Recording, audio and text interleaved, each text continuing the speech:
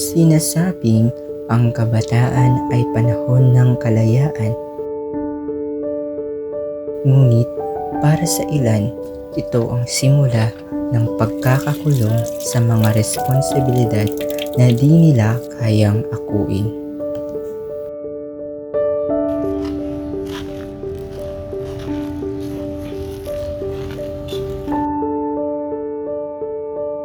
Mula dito sa Barangay Bula, ako si Brian Lopez, naniniwalang may isyong dapat bigyang pansin sa aming komunidad. Isa sa mga problema na madalas kong makita ang maagang pagbubuntis ng mga kabataan. Tudyo sir oy, nya arang pagkas balay sir. Sa aming lugar, marami ang huminto sa pag-aaral dahil sa hindi inaasang pagdadalang tao. Gustuhan pa man akong eskwela, kaso naa pa man ko responsibilidad.